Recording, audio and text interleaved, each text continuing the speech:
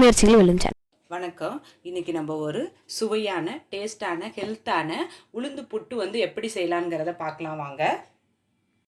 அதுக்கு தேவையான பொருட்கள் நம்ம பார்க்கலாம். உடைச்ச கருப்புளுந்து வந்து 1 கப்பு வந்து எடுத்துக்கோங்க.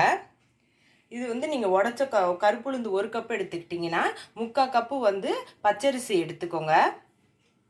உங்களுக்கு இனிப்பு எவ்வளோ தேவையோ அந்த அளவுக்கு நீங்கள் வந்து நாட்டு சக்கரை எடுத்துக்கோங்க. இல்லைன்னா வெல்லம் வேணும்னாலும் வெல்லமும் நீங்கள் வந்து எடுத்துக்கோங்க.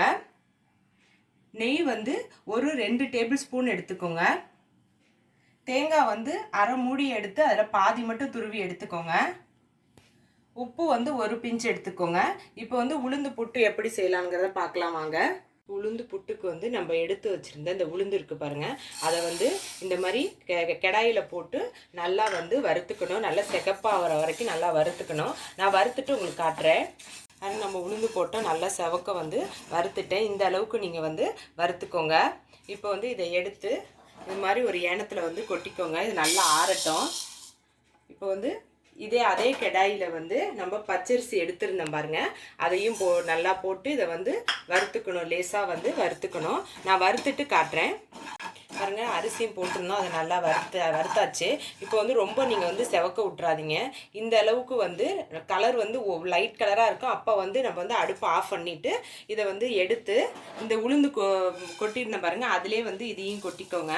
இதை வந்து நல்லா ஆற விட்டுருங்க. ஆற விட்டுட்டு நம்ம மிக்சி ஜாரில் அரைக்கணும். நான் அடுத்தது காட்டுறேன் பாருங்கள். நம்ம வருத்தம் பாருங்கள், உளுந்து அரிசியையும் அது நல்லா ஆறிடுச்சு. ஆறினதுக்கப்புறம் மிக்சி ஜார் மட்டும் நீங்கள் தண்ணி இல்லாமல் தொடச்சி வச்சுக்கோங்க. வச்சுட்டு இதை போட்டுக்கோங்க.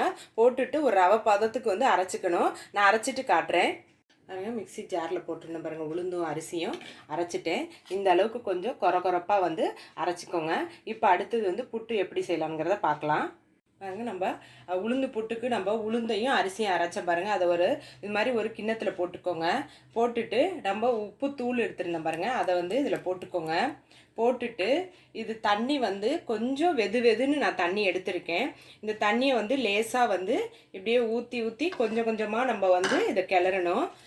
கிளறிட்டு நான் உங்களுக்கு காட்டுறேன் பாருங்க. தண்ணி ஊற்றி லேசாக தெளித்து விட்டுட்டு நல்லா பிணைஞ்சிட்டேன். இப்போ வந்து இதோட பதம் வந்து எப்படி இருக்கணும்னா, இங்கே பாருங்கள், இந்த மாவை வந்து இப்படி பிடிச்சிங்கன்னா இந்த மாதிரி இப்படி வரணும். வந்ததுக்கப்புறம் இப்படி உடச்சி விட்டிங்கன்னா இப்படி நல்லா வந்து இது வந்து உடையணும். இதுதான் கரெக்டான பதம்.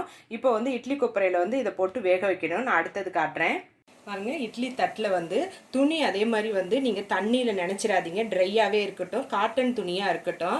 அதில் வந்து இந்த மாவை நான் வந்து உளுந்து புட்டு மாவை வந்து நல்லா பரப்பி வச்சுட்டேன். இப்போ வந்து நம்ம தேங்காய் துருவி வச்சுருந்தேன் பாருங்கள், இந்த தேங்காவையும் வந்து இதில் வந்து அப்படியே போட்டுக்கோங்க. போட்டுக்கிட்டிங்கன்னா இது வேகிறப்ப நமக்கு வந்து இந்த தேங்காயோட டேஸ்ட்டும் வந்து நல்லா இருக்கும் நமக்கு. இது சுற்றிலுமே போட்டுக்கோங்க. எல்லாத்தையும் போட்டுக்கிறேன். போட்டுட்டு நான் ஏற்கனவே பார்த்தீங்கன்னா நான் இது இட்லி கொப்பரையில் வந்து தண்ணியை ஊற்றி நல்லா வந்து கொதிக்க வச்சுட்டேன். இந்த மாதிரி நல்லா கொதிக்கணும். கொதித்ததுக்கப்புறம் என்ன பண்ணணுன்னா, நம்ம இட்லி கொப்பரையில் இட்லி தட்டில் வந்து நம்ம வச்சுருந்தோம் பார்த்தீங்களா, இந்த மாவை கொண்டு வந்து இதில் வந்து வச்சுருங்க. வச்சுட்டு ஒரு 20 நிமிஷம் வந்து இது வந்து வேகணும்.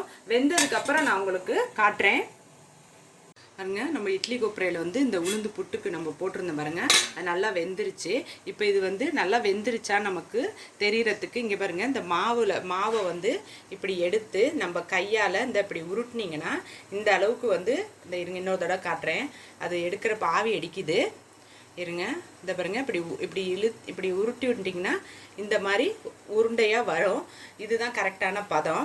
இப்போ வந்து இதை வந்து ஆஃப் பண்ணிவிட்டு இதை ஒரு வேறு பவுலில் மாற்றிட்டு உங்களுக்கு காட்டுறேன் பாருங்க. நம்ம வெந்த உளுந்து புட்டை வந்து ஒரு பவுலில் மாற்றிட்டு நம்ம எடுத்து வச்சுருந்த நெய் இருக்குது பாருங்கள், நெய்யை வந்து இதில் வந்து ஊற்றிக்கோங்க. உங்களுக்கு நெய் வேண்டான்னா கூட நல்லெண்ணெய் கூட நீங்கள் ஊற்றிக்கோங்க.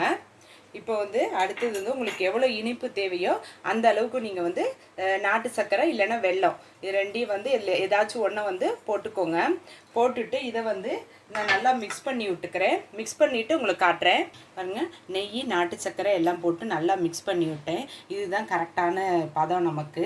நீங்கள் வந்து இதை வந்து நான் அந்த வீடியோவில் சொன்ன மாதிரியே நீங்களும் இதை செஞ்சு பாருங்கள். இது வந்து நல்ல நமக்கு எலும்புக்கு முதுகு வலி இதெல்லாம் இருந்தால் இதை வந்து வாரத்தில் ஒரு நாள் நீங்கள் இந்த மாதிரி புட்டு மாதிரி செஞ்சு சாப்பிட்டிங்கன்னா உடம்புக்கு அவ்வளோ நல்லது.